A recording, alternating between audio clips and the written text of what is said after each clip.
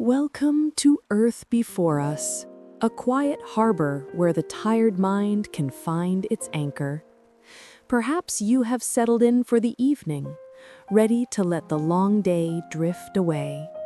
Perhaps you are here to let the sound of ancient tides guide you into a peaceful sleep. Or maybe you simply wish to learn something new, wrapped in this gentle stillness. Whatever your intention, know that you are in the right place.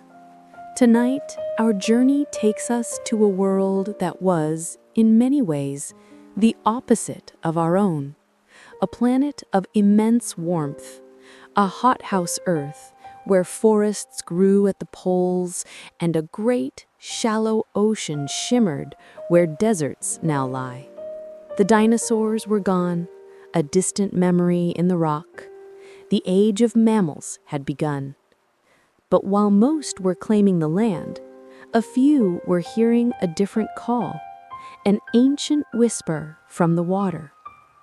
This is the story of the very first whales and the great, strange king that would rise to rule their world. Imagine a world 50 million years ago, the Eocene epoch. The planet is warmer than it has been in ages. The atmosphere is thick and humid. Great forests, not of alien-scale trees, but of broad-leafed trees, stretch across the continents. On the land, the mammals are diversifying into 1,000 new forms. There are tiny horse-like creatures in the forests, primitive primates in the trees, and strange, hoofed carnivores on the plains. It seems as if the future of all life is here on the solid ground.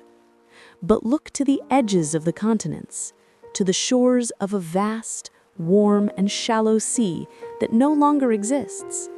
This was the Tethys Sea, a great ocean that once separated the northern continents from the southern ones, stretching from modern-day Spain to Indonesia. Its waters were a bath teeming with life, and on its shores, a strange drama was unfolding. Picture a creature that looks something like a long-snouted wolf, but with heavy bones and strangely shaped ears. It stands at the edge of a freshwater stream, near where it flows into the salty Tethys.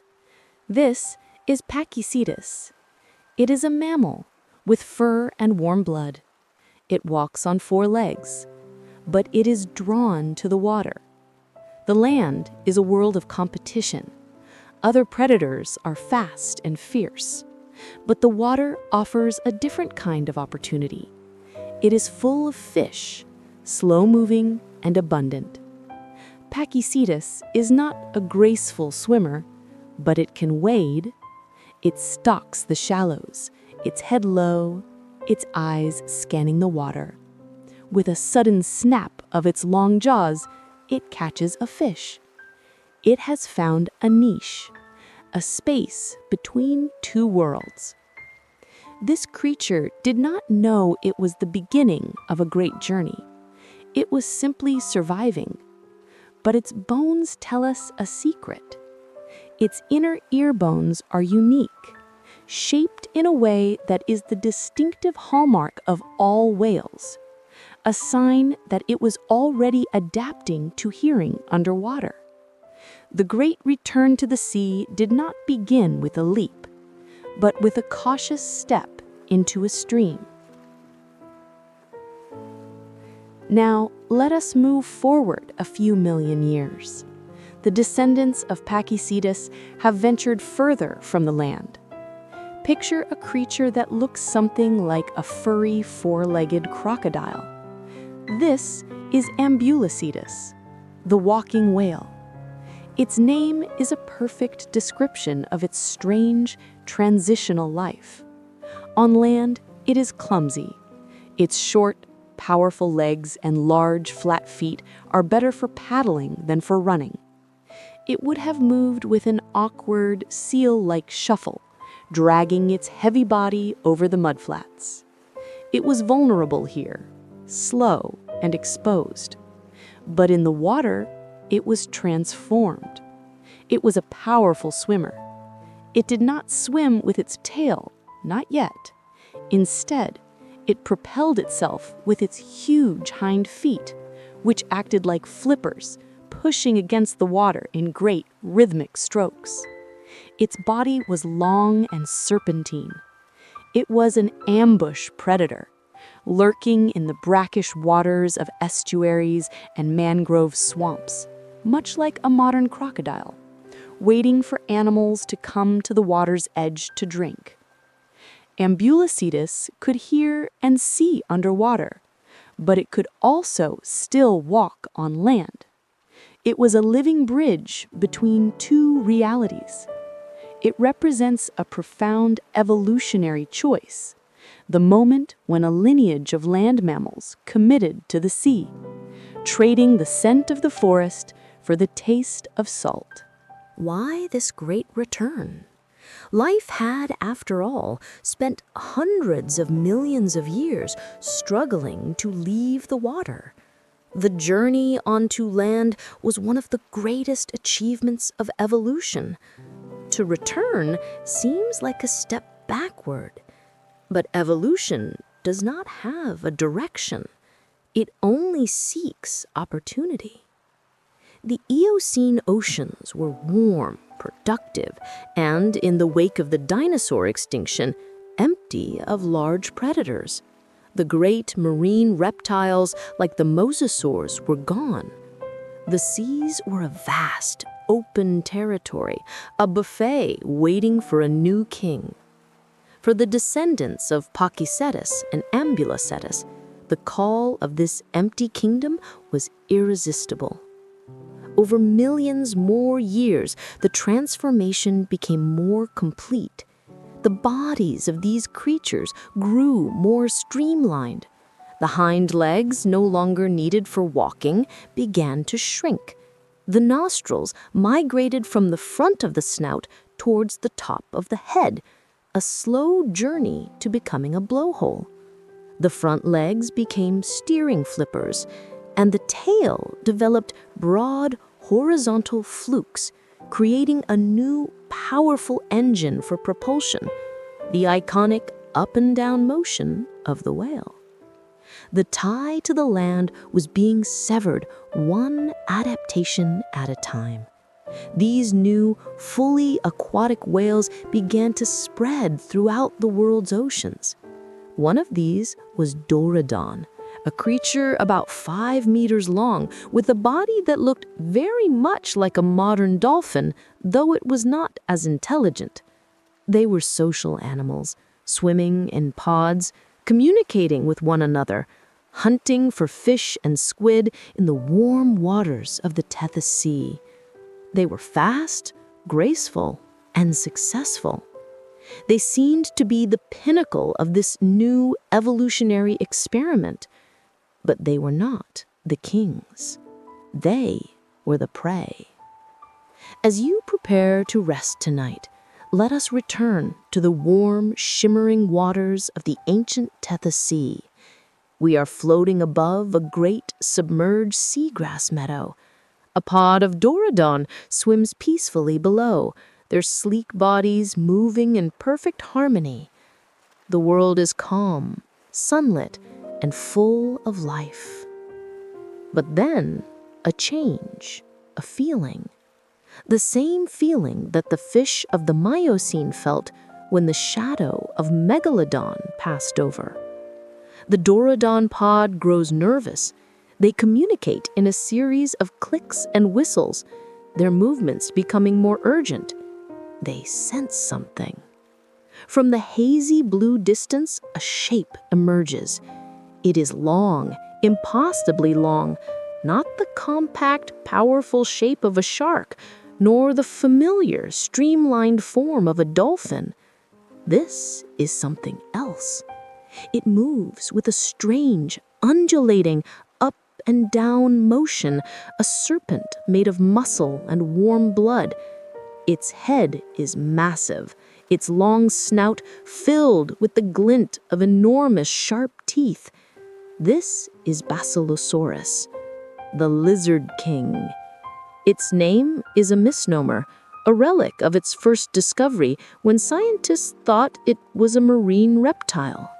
But it is no lizard. It is a whale, the first truly colossal whale predator.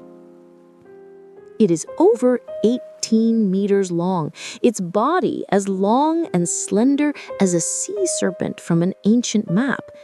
It is the new apex predator, the creature that has risen to the top of this new Eocene food web. The Dorodon pod scatters.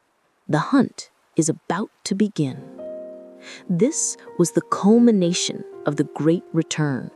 The journey that started with a four-legged creature wading in a stream has led to this, a serpentine, air-breathing monster, the first whale to truly rule the sea. In our next journey, we will stay with this magnificent and bizarre creature. We will explore its strange anatomy, from its wolf-like teeth to the tiny hidden secret that proved its connection to the land. We will come to know the serpent whale. For now, rest in this world of transitions. Let the image of the walking whales, creatures of two worlds, be a reminder of the strange and winding path of evolution.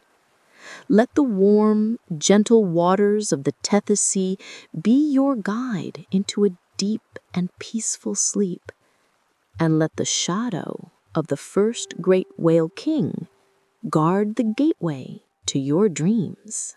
In our last journey, we witnessed one of the most profound stories in the history of life, the Great Return. We saw how land mammals, drawn by the call of the empty oceans, slowly transformed themselves, trading legs for flippers, fur for blubber, and the air of the land for the water of the sea. We ended with the arrival of a new king, a predator of immense size and strange form, the first great whale to rule the waves. Tonight, our journey takes us closer to this magnificent and bizarre creature. We will leave the timeline of evolution and enter the timeless presence of the king itself. We will trace the lines of its strange body, understand its powerful senses, and uncover the secret it carried, a ghostly memory of a life on land. This is the story of Basilosaurus, the serpent whale. Imagine a creature assembled from a dream of the deep. When the first fossils of Basilosaurus were discovered in the 19th century, they were so strange that paleontologists were baffled.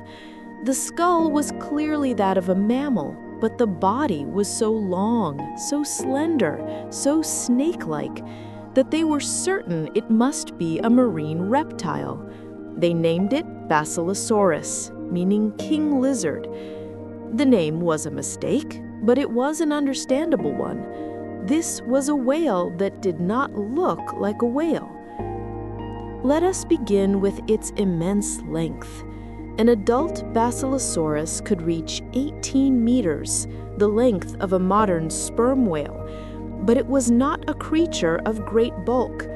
Its body was extraordinarily slender and elongated, more like an eel or a sea serpent than the compact, torpedo-like bodies of modern whales. This serpentine form is one of its greatest mysteries. This was a body built for a different kind of swimming. It did not have the sheer propulsive power of a modern whale's tail, designed for sustained, long-distance travel in the open ocean.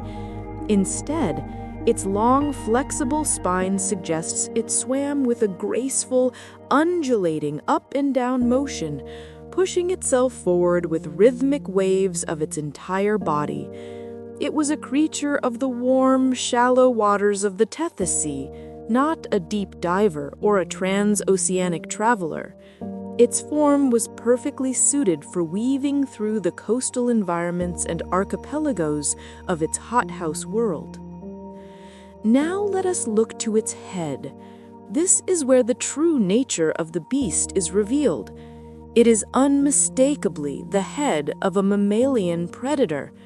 The skull is massive, over 1.5 meters long, but it is the teeth that command attention.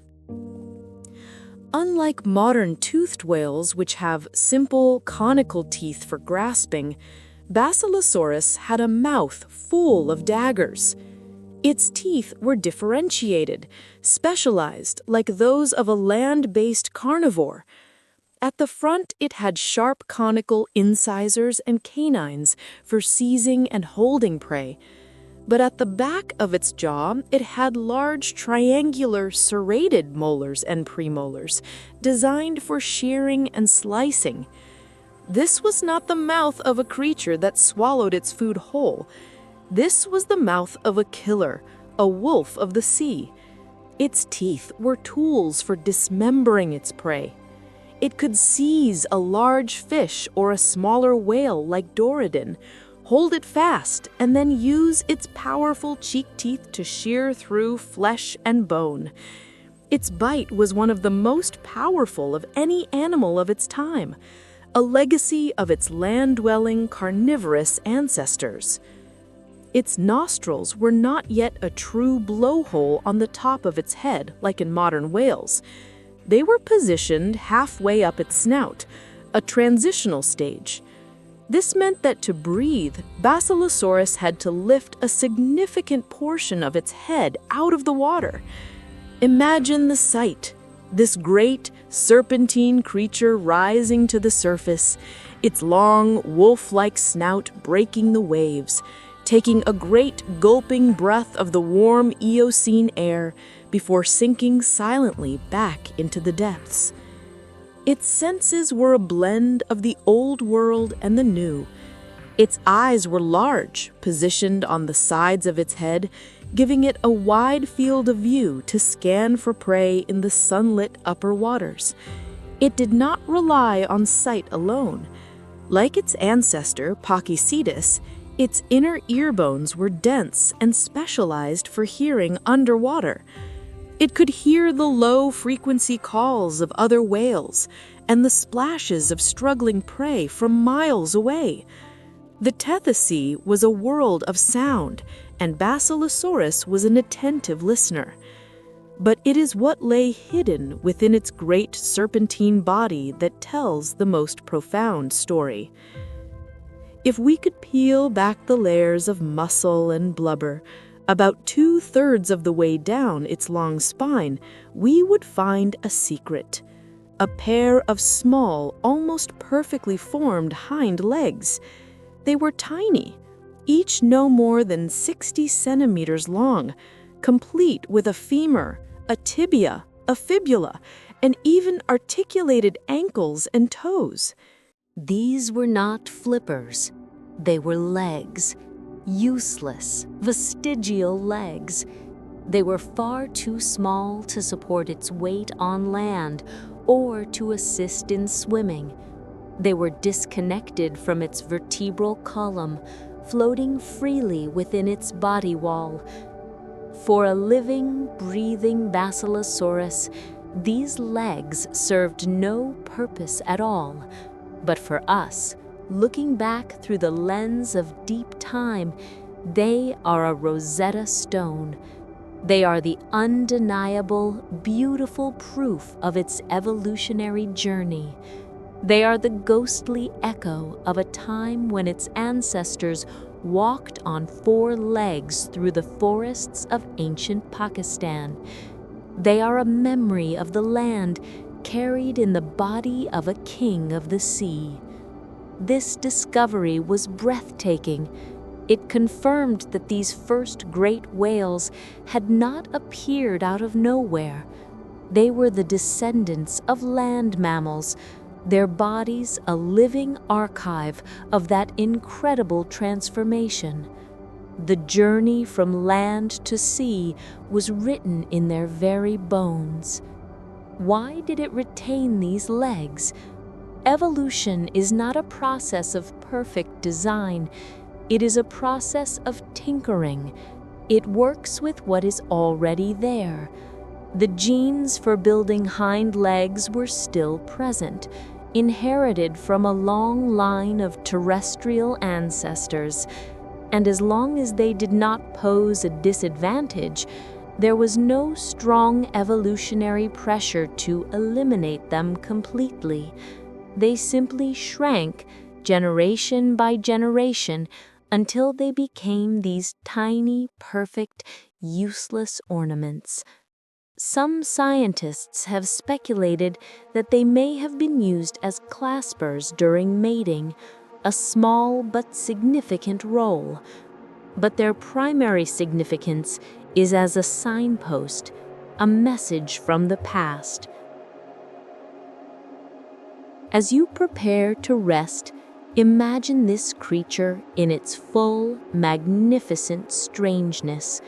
A body as long as a serpent, moving with a fluid up and down grace. A head as powerful as a wolf, filled with teeth made for tearing, and hidden within its form, a tiny, perfect pair of legs, a secret reminder of a world it had left behind. Basilosaurus was not a simple creature. It was a mosaic of old and new, a mammalian mind and metabolism wrapped in a reptilian body plan, carrying the ghost of its four-legged past within it. It was a creature of thresholds, of transitions. It represents a moment in evolution of incredible creativity, a time when the blueprint for what a whale could be was still being drafted. The path had not yet settled on the familiar forms of the baleen and toothed whales we know today. Nature was still experimenting with being a whale, and Basilosaurus, the serpent king, was its most spectacular and perhaps its strangest experiment. We have journeyed back to the Eocene, a world of profound warmth. We have met the strange and magnificent serpent whale, Basilosaurus, and understood the story of its evolution, a tale of a land creature's great return to the water, a memory of legs still hidden in its serpentine form. Tonight, we will swim alongside this ancient king in its own domain. Our journey takes us into the warm, life-giving waters of the ancient Tethys Sea, the kingdom where Basilosaurus reigned. We will witness the drama of the hunt and understand the delicate balance of power in this lost ocean. This is the story of the first whale to rule the world. Imagine an ocean that no longer exists. The Tethys Sea was a vast, shallow body of water that lay between the northern continents of Laurasia and the southern continents of Gondwana. It was a cradle of evolution, a warm, tropical seaway that stretched for thousands of miles. Its waters were not the deep, cold, open expanses of our modern Atlantic or Pacific. They were gentler, dotted with islands, fringed by vast mangrove forests, and floored with sunlit seagrass meadows. This was the kingdom of Basilosaurus. Let us drift into this world. The water is clear and impossibly warm. Sunlight filters down, illuminating a vibrant seascape. Great fields of seagrass sway gently in the currents, providing shelter for countless small fish and invertebrates. In the distance, the coast of what will one day be Egypt is a dense green wall of mangrove trees, their roots creating a tangled, underwater forest. The world is full of sound. The clicks and whistles of dolphin-like whales echo through the water, the scraping sound of sea urchins grazing on rocks, the snapping of shrimp. It is a living, breathing ocean. And in this ocean, life is abundant. The warm, nutrient-rich waters support a complex and thriving food web. At its base are the vast meadows of seagrass and the clouds of plankton. These are grazed upon by a host of creatures. But the true wealth of this kingdom is in its larger inhabitants. Great sea turtles, larger than any alive today, paddle slowly through the seagrass beds. Giant primitive sea cows, the ancestors of modern manatees, graze peacefully in the shallows. And everywhere there are the smaller whales. Look there! A pod of Dorudon is moving through the open water. They are about 5 meters long with sleek, dolphin-like bodies. They are social, intelligent creatures, swimming together in family groups, communicating constantly. They are fast and agile, expert hunters of fish and squid. In any other ocean, they would be near the top of the food chain. Here in the Tethys, they are the primary prey. They are the lifeblood of this ecosystem, the great herds that sustain the king. And the king is never far. Basilosaurus did not hunt in the deep open ocean. Its long serpentine body was not built for high-speed, long-distance pursuit. It was a creature of the upper water column, of the coasts, of the spaces where the water was warm and the prey was plentiful. It was an ambush predator, a stalker in the sunlit world. Imagine a lone Basilosaurus on the prowl. It moves with a slow, almost lazy, undulating grace, its long body rippling through the water. It is not in a hurry. Energy is to be conserved. It is listening, tasting the water, feeling for the telltale vibrations of a pod of Dorudon nearby. Its strategy is one of surprise and overwhelming power. It does not engage in a prolonged chase. It seeks to end the hunt before it truly begins. It might approach a pod of Dorudon from below, its dark back blending in with the deeper water, its massive form hidden from the eyes of the smaller whales at the surface. It rises silently, a living shadow ascending from the depths. The Dorudon pod, perhaps distracted by their own hunt or social play, would not notice until the last moment. The attack is a sudden, terrifying explosion of speed and power. In the final seconds, Basilosaurus propels itself forward with a great thrust of its tail and its entire body. It does not target the largest, strongest adult. Like all intelligent predators, it seeks out the weak, the young, or the unwary. It seizes a young Dorudon in its massive jaws. The long snout and the interlocking wolf-like teeth are perfectly designed for this moment. There is no struggle. The bite itself, delivered with immense force, is instantly fatal. The power of its jaws, a relic of its land-based ancestors, is put to devastating use in this new aquatic arena. The rest of the Dorudon pod scatters in a panic, their whistles turning to alarm calls that echo through the water. But the hunt is already over. Basilosaurus, its prize secured, does not pursue them. It has what it needs. It does not swallow its prey whole. Its teeth, unlike those of a snake, are made for processing food. It uses its sharp, serrated back teeth to shear the smaller whale into manageable pieces.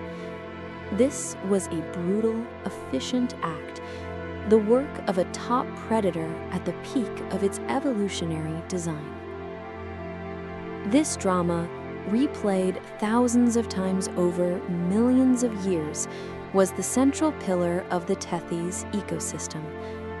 Basilosaurus was the great regulator. By preying on the abundant Dorudon, it kept their populations in check, preventing them from over-consuming the fish and squid, and thus maintaining the delicate balance of the entire food web. Its role was not one of cruelty, but of order. As you drift towards sleep, let this ancient drama unfold in your mind with a sense of natural peace. See it not as a scene of violence, but as a transfer of energy, as one life giving itself to sustain another. This is the fundamental law of nature, a cycle of consumption and renewal that has governed our planet for billions of years. The hunt is over. The king has fed. Now a deep calm settles over the Tethys. The surviving Dorudon regroup in the distance, their alarm calls fading. Basilosaurus, satiated, moves slowly towards the surface.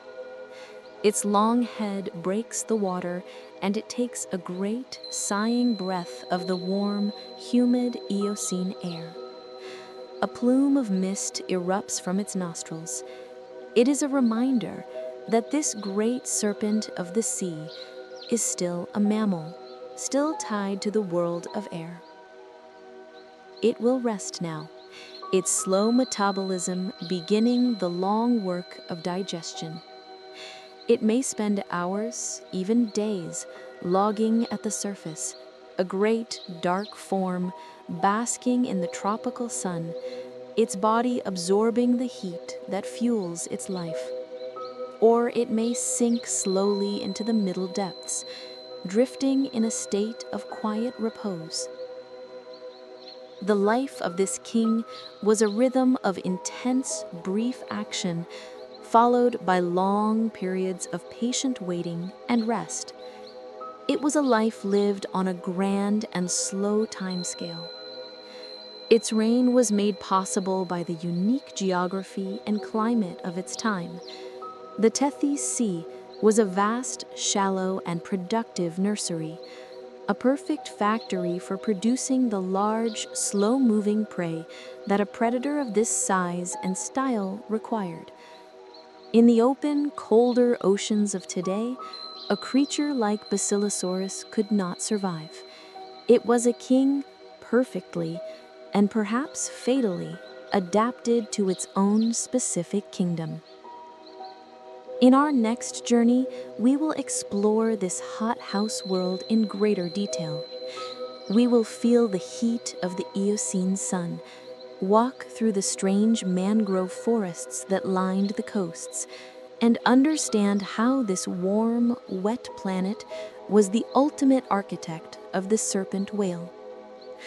For now, let the image of the satiated king resting in the warm, sunlit waters of its kingdom bring you a sense of deep peace.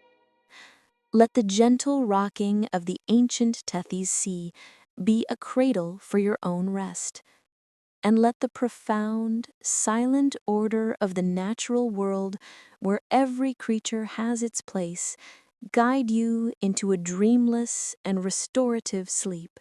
We have met the Serpent King, Basilosaurus, and witnessed its reign over the ancient Tethys Sea. We have seen its strange, serpentine body, its powerful mammalian teeth, and the ghostly echo of legs it carried as a secret from its past. We have seen the silent, patient art of its hunt. But to truly understand the king, we must understand its kingdom. No creature is separate from the world that shapes it. Basilosaurus was not just a product of evolution. It was a product of a very specific time and a very specific place. Tonight, our journey takes us into the environment of the Eocene epoch. We will feel the heat of this hothouse world, explore the geography of its lost ocean, and understand how this warm, wet planet was the perfect incubator for the first great dynasty of whales. This is the story of the world that made the Serpent King. Imagine the Earth 50 million years ago. It is a planet in a state of profound thermal bliss. This period, the Eocene, was the warmest the Earth has been in the last 100 million years. There were no permanent ice caps at the poles. The temperature difference between the equator and the poles was much smaller than it is today. The entire globe was wrapped in a blanket of warmth. The cause of this immense heat was a high concentration of greenhouse gases, especially carbon dioxide, in the atmosphere. The planet's climate system was in a different state of equilibrium, a hothouse mode. For life, this meant a world without cold. Forests of palm trees and cypresses grew in the Arctic. Alligators and turtles swam in the warm polar seas. The world was a global tropical paradise. And at the heart of this paradise was the Tethys Sea. Let us trace its geography on a map of the past. It was a vast, winding seaway that separated the northern continents from the southern ones. It connected the nascent Atlantic in the west to the Indian Ocean in the east. But it was not a deep, open ocean like the ones we know. It was a complex network of shallow marine basins, island archipelagos, and submerged continental shelves. The coastlines were intricate and ever-changing. The slow collision of Africa and Eurasia was beginning to squeeze the Tethys from both sides, creating a dynamic landscape of rising islands and subsiding basins. This geography was the perfect nursery for the first whales. The shallow, sunlit waters, protected from the harshness of the open ocean, were incredibly productive. Sunlight could penetrate to the sea floor, fueling the growth of immense seagrass meadows. These meadows, like the prairies of the sea, formed the base of the entire food web. They provided food and shelter for a huge diversity of small fish, mollusks, and crustaceans. Imagine floating over one of these great Eocene seagrass beds. It stretches for miles in every direction, a rippling carpet of green beneath the clear, warm water.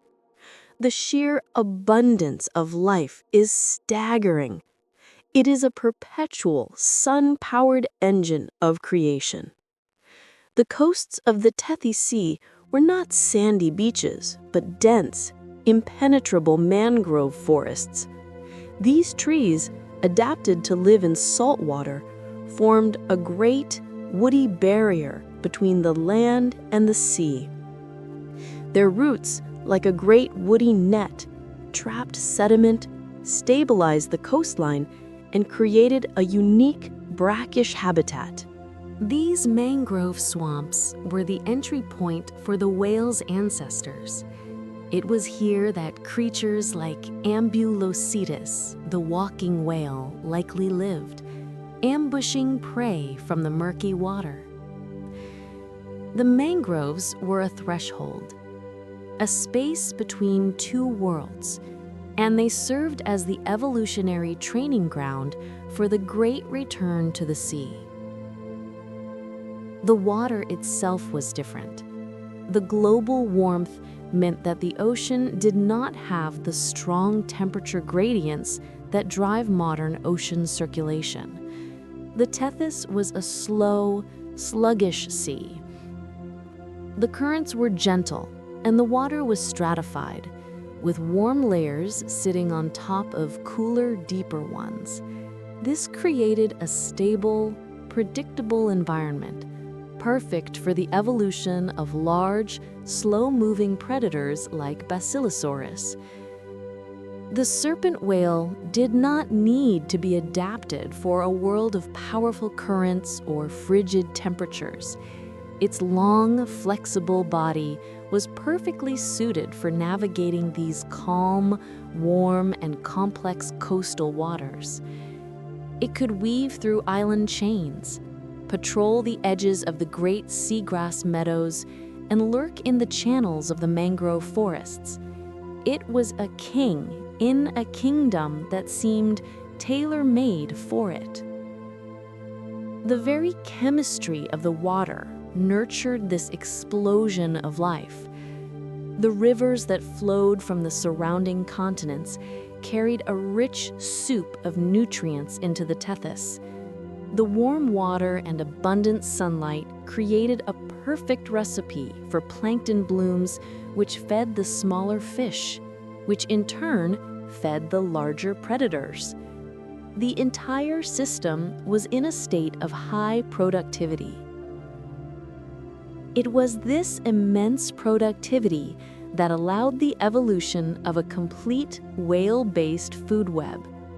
The smaller, social whales like Dorodon could thrive in great numbers, feeding on the abundant fish and squid. And their great numbers, in turn, provided a reliable and plentiful food source for a colossal apex predator like Basilosaurus. The king could not have existed without its subjects, and the subjects could not have existed without the incredible richness of the Tethys Sea. Every element of this hothouse world was interconnected. The high CO2 levels created the warmth. The warmth prevented ice caps and kept sea levels high. The high sea levels created the vast shallow seas, and the shallow seas, bathed in sunlight and nutrients, created the abundance of life that allowed a creature like Basilosaurus to evolve.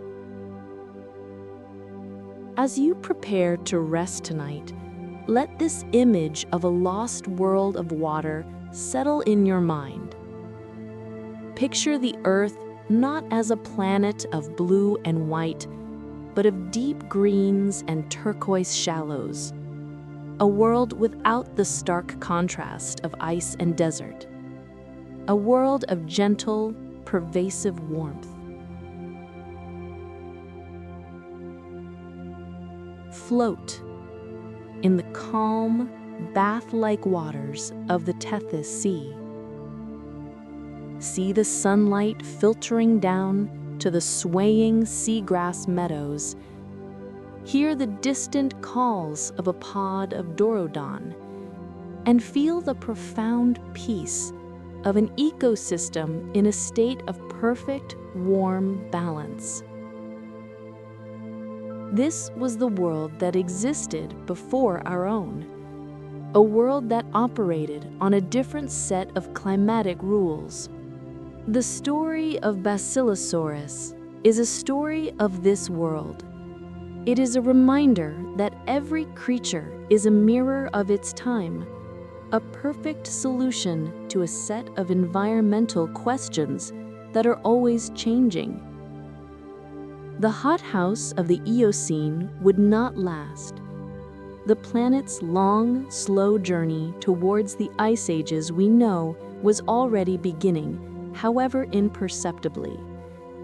But for 10 million years, it was the age of the first whales, and the Tethys Sea was their Eden.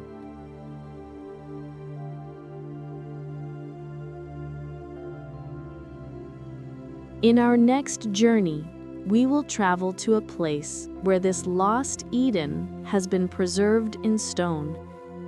We will leave the ancient ocean and walk through the modern Egyptian desert to a valley of fossilized whales that serves as a perfect, silent snapshot of this incredible time.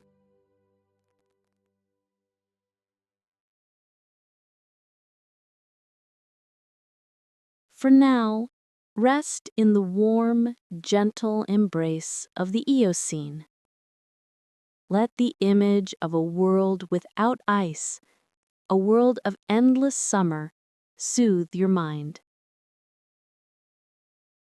And let the calm, life-giving waters of the Tethys Sea carry you into a deep and peaceful sleep. We have journeyed through the warm, hothouse world of the Eocene. We have met the Serpent King, Basilosaurus, and understood how the unique climate and geography of the Tethys Sea created the perfect kingdom for this strange and mighty whale. We have seen this world through the lens of scientific reconstruction, a world built from logic and inference. But how can we be so sure of this lost world? Where is the proof? The Tethys Sea had been gone for millions of years, squeezed out of existence by the slow collision of continents. Its shores are now deserts and mountains. Tonight, our journey takes us to one of those deserts. We will leave the ancient ocean and step into the blazing sun of modern Egypt. We will walk through a landscape of sand and stone, a place that seems devoid of all life. And here, in this desolate beauty, we will find the ocean again. This is the story of Wadi Al-Hitan, the Valley of the Whales. Imagine a place in the western desert of Egypt, a few hours' drive from the bustling city of Cairo. The landscape is a vast, silent expanse of wind-sculpted rock and golden sand. The sun is relentless. The air is bone dry. It is difficult to imagine that this place was ever anything but a desert. It feels like the surface of another planet. But as you walk through this valley, you begin to notice strange shapes in the rock. Long, curved lines of white bone are merging from the sand. The immense fossilized rib cage of a great beast. The long, toothed jaw of a predator. A massive serpentine backbone stretching for meters across the desert floor.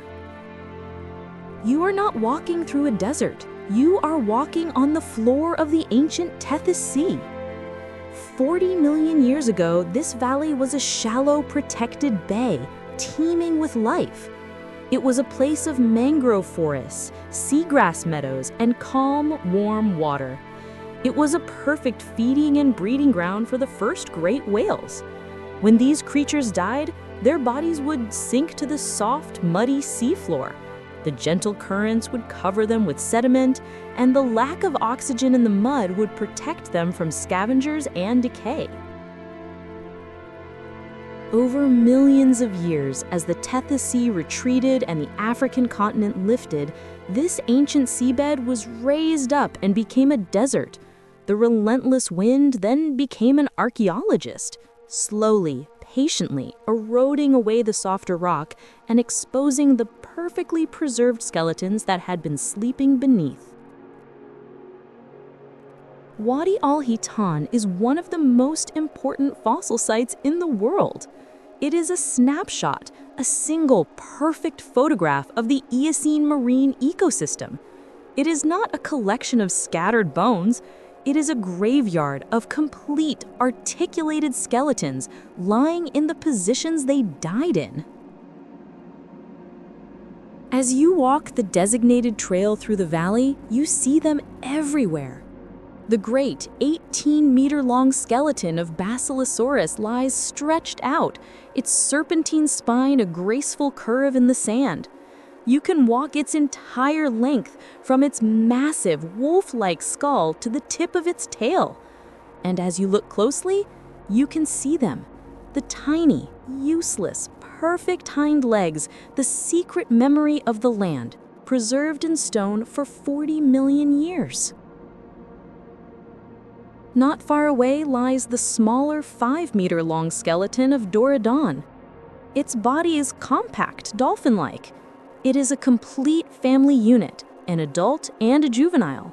Perhaps this was a mother and her calf, a snapshot of social life in the ancient sea. The story of the valley is a story of predator and prey. Many of the Doradon skeletons found here are those of juveniles, and some of their skulls have bite marks, punctures in the bone that perfectly match the fearsome teeth of Basilosaurus. This is the direct, undeniable evidence of the hunt we imagined in our previous journey. This valley was likely a calving ground for Doradon, a place where they came to give birth in the protected waters. But it was also a hunting ground for Basilosaurus, who came here to prey upon the vulnerable young. The valley is a silent stone diorama of this ancient drama. But the story is even richer. The skeletons of giant sea cows lie among the whales. The fossilized remains of giant sea turtles, crocodiles, and even the teeth of great sharks are found here. The fossilized roots of mangrove trees are still embedded in the rock, telling of the ancient coastline. Even the fossilized droppings of these creatures are found, giving clues to their diet. As you prepare for sleep, imagine the quiet, reverent work of the paleontologists who have studied this valley. Imagine them under the hot desert sun, gently brushing away the sand, uncovering a single massive vertebra. Feel the sense of wonder, the connection across an almost unimaginable gulf of time as the form of a great serpent whale emerges from the stone. The discovery of Wadi Al-Hitan was a revelation. Before this, our understanding of early whales was based on fragments. Here, for the first time, were complete skeletons, dozens of them, allowing scientists to understand the full anatomy, the lifestyle, and the ecosystem of these creatures. It was here that the tiny hind legs of Basilosaurus were confirmed, providing the smoking gun that proved the land mammal ancestry of whales. Let your mind wander through this silent, open-air museum. The sun sets over the desert, and the sky fills with stars, a sky clearer and brighter than any you have seen. The wind whispers around the great fossilized skeletons, a sound like the distant echo of the sea. In the cool of the desert night, the bones seem to glow in the moonlight. You can almost feel the presence of these ancient giants. You can almost hear the splash of a tail, the call of a Dorodon, the great, sighing breath of a Basilosaurus at the surface. Wadi Al-Hitan is more than a fossil site. It is a place of pilgrimage for anyone who seeks to understand deep time. It is a place where the boundary between past and present feels thin. To stand there is to stand in two worlds at once, a modern desert and an ancient ocean.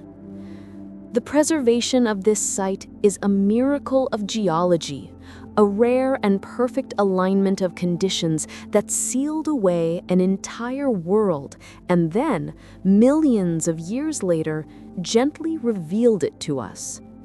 It is the Earth's own museum, curated by wind and time. The story of the Valley of Whales is a story of endings and beginnings. It is the story of the end of these creatures' lives, but the beginning of our understanding of them. The secrets of the Eocene, once locked away in the deep, were brought into the light. In our final journey, we will explore the end of the Eocene itself.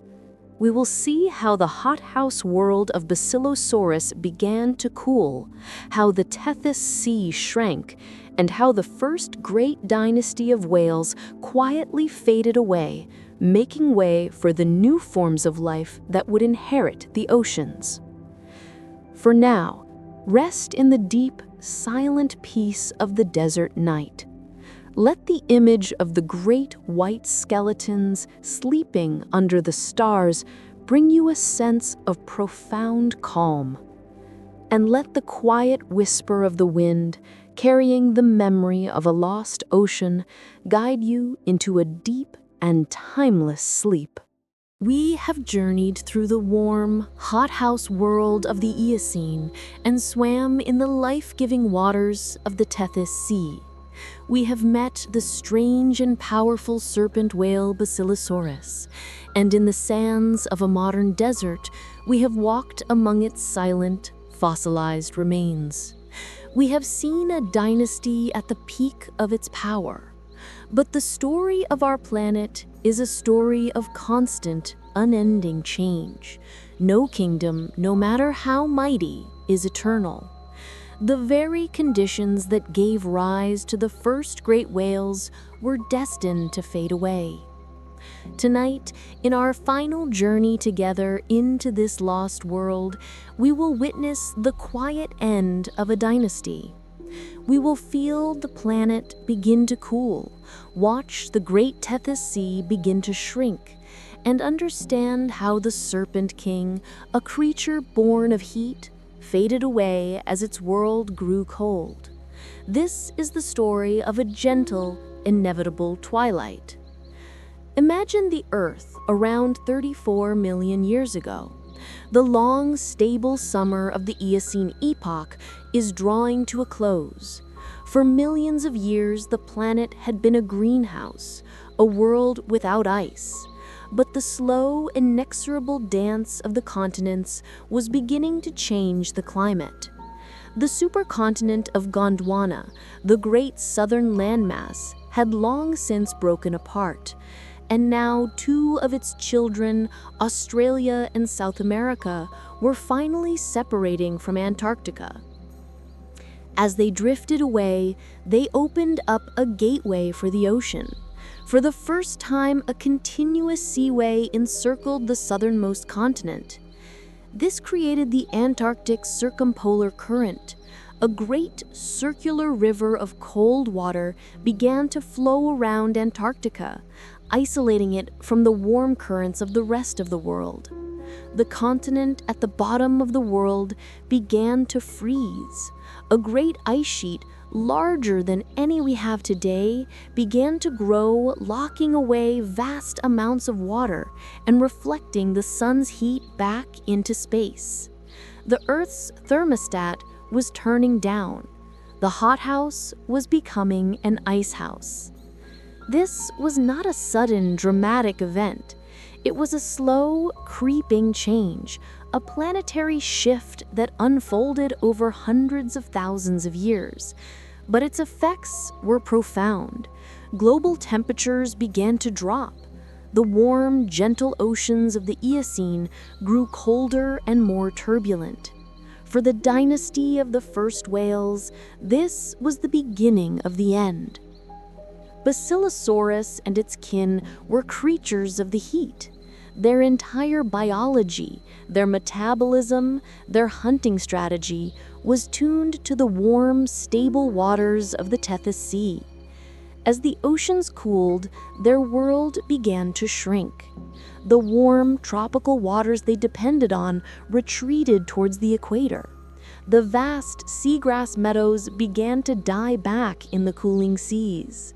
The entire food web, once so incredibly productive, started to unravel. The Serpent King, with its massive but slender body, was not well adapted for the cold. It lacked the thick, insulating layer of blubber that allows modern whales to thrive in frigid polar waters. The cooling seas would have slowly drained the energy from its great body, forcing it to hunt more often just to stay warm enough to function.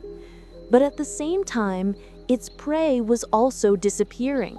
The smaller whales like Dorudon, its primary food source, were also struggling in the new, colder world. The balance of the kingdom was breaking. The geography of their world was also turning against them.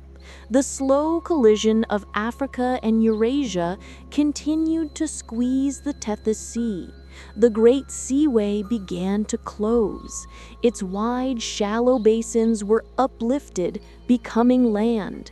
Its deep channels became restricted. The vast, open kingdom of the serpent whale was becoming a series of disconnected, shrinking seas. What is now the Mediterranean is the last tiny remnant of this once great ocean. Trapped in these shrinking habitats, facing a cooling climate and a collapsing food web, the dynasty of the first whales had nowhere to go. Their reign was over. But in this time of crisis, a new kind of whale was emerging. Evolution, as always, was finding new solutions. From the lineage of the smaller whales like Dorudon, two new and incredibly successful groups were evolving. The first were Odontocetes, the toothed whales. But these were not like Basilosaurus. They were smaller, more intelligent, and they had a new secret weapon: echolocation. They could navigate and hunt in total darkness, sending out clicks and reading the echoes to create a detailed sound map of their world. They were the ancestors of modern dolphins, porpoises, and sperm whales. They were fast, adaptable, and could hunt in the deep, dark, and cold waters that Basilosaurus could not. The second group was even more revolutionary: the Mysticetes, the baleen whales. From a lineage of toothed ancestors, these whales evolved a completely new way of feeding. Their teeth were replaced by great, fibrous plates of baleen that hung from their upper jaws.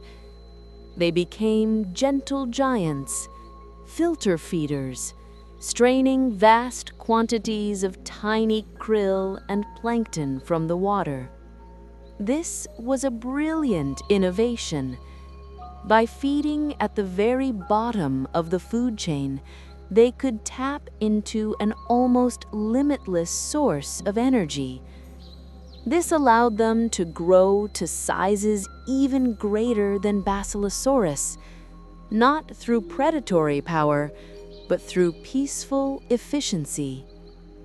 They were the ancestors of the blue whales, the humpbacks, and the gray whales, and they were perfectly adapted for the new, colder, and more productive polar oceans. The world had changed, and a new kind of whale had risen to meet it. The primitive, serpentine Basilosaurus, with its wolf-like teeth and its reliance on large prey, was a relic of a bygone era. It was outcompeted. It was an old king in a new world that no longer had a place for him. As you prepare for sleep, imagine one of the last of the serpent whales. It is old, perhaps scarred from 1,000 ancient hunts. It swims through a sea that feels unfamiliar, colder. The vibrant seagrass meadows of its youth are gone, replaced by kelp forests that thrive in the cooler water. The great pods of Dorudon are a distant memory. It is alone, a ghost in a changing ocean. Its final end was likely a quiet one. It did not fall in a great battle. It simply faded away. The last Basilosaurus died, and its great, serpentine skeleton sank to the bottom of the sea, joining the countless others that would one day become the Valley of Whales. With its passing, the first great chapter in the story of whales came to a close. But it was not a final ending. The death of this first dynasty was the necessary condition for the birth of the next. The world was now open for the rise of the modern whales, the intelligent echolocators, and the colossal filter feeders. The story of whales did not end, it transformed. Let this image of a slow, peaceful, and inevitable transition guide you into your rest. See it not as a story of loss, but as part of the Earth's great unending cycle. An age of warmth gives way to an age of cold. A dynasty of predators gives way to a dynasty of grazers. Life is a river, always flowing, always changing its course. The Serpent King is gone, but its legacy is profound. It was the first time that a mammal, a creature with warm blood and a thinking mind, had risen to become the undisputed ruler of the oceans. It was a declaration that the future of the seas for the next 50 million years and beyond would belong to the whales.